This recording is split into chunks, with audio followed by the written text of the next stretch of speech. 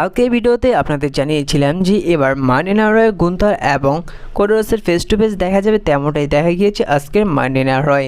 এবং দেখা গিয়েছে যে ব্রন ব্রেকার তিনি ভয়ঙ্কর আক্রমণ করে দিয়েছেন জেউসোকে এবং নিউ ডের মেম্বারগুলোকে। তো আজকের মার্টিন রয়ে কী কী হয়েছে তা নিয়ে আলোচনা করব এই ভিডিওটিতে। আজকের মার্টিন রয়ের শুরুতে আসতে দেখা যায় best in the world CM পাঙ্ককে। সিএম পাঙ্ক তিনি রিংয়ে যান না, বরং তিনি রিং এন্ট্রেন্সে সে জায়গায় দাঁড়িয়ে প্রোমো কাট করতে থাকে।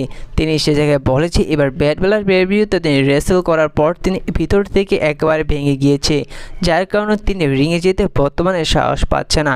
এবং ব্যাট বেলার ভিউতে সমস্ত দর্শকরা তাকে সাপোর্ট দিয়েছেন। তিনি লম্বা সময় যখন তিনি রেসলিং থেকে বাইরে ছিল, সমস্ত দর্শকরা তখনও তাকে সাপোর্ট দিচ্ছেন, যার কারণে তিনি সমস্ত দর্শকদের তিনি ধন্যবাদ জানান। এবং তিনি তিনটি লোককে ধন্যবাদ জানাতে চান। প্রথমত হচ্ছে তিনি ধন্যবাদ জানাতে চান সমস্ত দর্শকরা যারা এত সাপোর্ট দিয়ে তাকে আজ এ পর্যন্ত নিয়ে এসেছে। এবং দ্বিতীয়ত তিনি ধন্যবাদ জানান যারা ক্যামেরার পিছনে থেকেও আমাকে সাপোর্ট করেছে, তিনি তাদের ধন্যবাদ জানাতে চান। এবং তিনি ধন্যবাদ জানাতে চান যারা তাকে ঘৃণা করে এবং তাকে হেট করে, তিনি তাদেরও ধন্যবাদ জানান। পরবর্তীতে সিএম পাঙ্ক বলে যে তিনি বর্তমানে কিছুদিন রেসলিং থেকে বাইরে থাকবে এবং তিনি কিছুদিন তার ফ্যামিলির কাছে সময় দিবে তার নিজেকে রিকভার করার জন্য। আর এই বলে সিএম পাঙ্ক তার প্রোমো কার্ড শেষ করে যখন জিতে নিবে, ঠিক সে সময় থিম সং প্লে হয় স্যাটোল্যান্সের। স্যাটোল্যান্স তিনি এসে সিএম পাঙ্কের ফেস টু ফেস এবং তাদের মাঝে কোনো কথা বলতে দেখা যায় না। পরবর্তীতে স্যাটোল্যান্স তিনি রিংয়ে এসে বলেছে তিনি আমি ভগবানের কাছে প্রার্থনা করি যে সিএম পাঙ্ক তিনি সুস্থ হয়ে আবার ডাব্লিউডাব্লিউইতে ফিরে আসুক, যাতে আমি আবার সিএম পাঙ্ককে আক্রমণ করে আবার রিকভার করতে পাঠিয়ে দিই। এমন এত ভয়ঙ্কর আক্রমণ করেছে যাতে সিএম পাঙ্ক বাধ্য হয় ডাব্লিউডাব্লিউইতে রিটায়ার্ড হয়ে যেতে।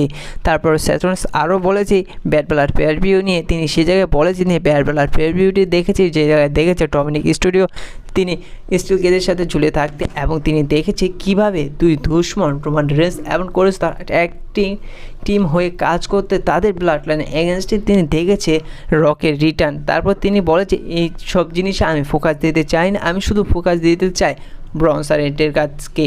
ব্রনসারেট তিনি যেভাবে আমাকে সুনামি লাগিয়েছে, প্রত্যেকটা সুনামি আমি প্রতিশোধ নিতে চাই এবং ব্রনসারেটকে দেখিয়ে দিতে চাই আসলে আমি কি।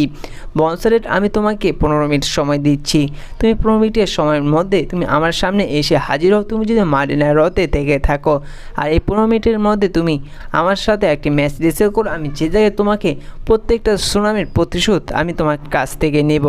আর এই বলে স্যাটোল্যান্স তার সেগমেন্ট শেষ করে অর্থাৎ তার প্রোমো কার্ড শেষ করে ঠিক সেই সময় থিম সং প্লে হয় জেউসোর রিংয়ে এসে তিনিও ফেস টু ফেস হন স্যাটোল্যান্সের।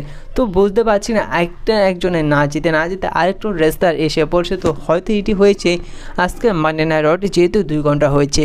তো জেউসো আসার পর, কারণ আজকে জেউসোর একটি ম্যাচ ছিল ইন্টারকন্টিনেন্টাল চ্যাম্পিয়নশিপটি ডিপেন্ড করবে নিউ ডে মেম্বার জেভিয়ার বুডের এগেনস্টে। এবং নিউ ডের মেম্বার জেভিয়ার বুডের সাথে কফি স্টেজ আসে এবং সেই জায়গায় তাদের ম্যাচটি শুরু হয়। অর্থাৎ জেভিয়ার বুডের সাথে জেউসোর একটি ইন্টারকন্টিনেন্টাল চ্যাম্পিয়নশিপের ম্যাচ দেখা যায়। আর এই ম্যাচটি তেমন কোনো ইন্টারেস্টিং কিছু দেখা যায় না।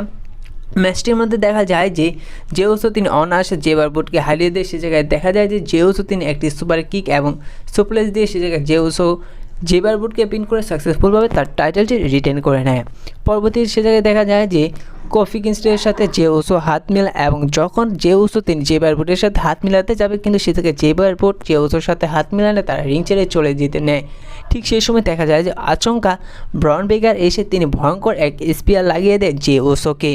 এবং সে জায়গায় দেখা যায় যে জেউসোকে সেভ করতে আসতে দেখা যায় কফি কিংস্টন তিনি তেমন কোনো আক্রমণ করতে দেখা যায় না, কিন্তু উল্টো দেখা যায় যে কফি কিংস্টনকে একটি ভয়ঙ্কর স্পিয়ার দিয়ে দেয় ব্রন ব্রেকার। সে জায়গায় জেউসোর টাইটেলটি উপরে ধরে ব্রন ব্রেকার। তারপরে দেখা যায় যে যখন জেভিয়ার বুড তিনি কফি কিংস্টনকে নিয়ে চলে যেতে নেয়, ঠিক সে সময় দেখা যায় যে জেভিয়ার বুডকে একটি ভয়ঙ্কর স্পিয়ার দিয়ে দেয় ব্রন ব্রেকার। আর এর থেকে পরিষ্কার বোঝা যাচ্ছে যে কত মার্টিন রয় দেখে যতটা বোঝা গিয়েছিল যে সে জায়গায় বোঝা গিয়েছিল যে এবার হয়তো ব্রন ব্রেকার বেবি ফেস টার্ন করবে, কিন্তু আজকের মার্টিন রয় দেখা গেল যে ব্রন ব্রেকার তিনি যেভাবে আগে হিল হিসেবে কাজ করতো তার থেকে এবার ভয়ঙ্কর হিসেবে কাজ করতে দেখা যাবে এবার ডাব্লিউডাব্লিউইতে।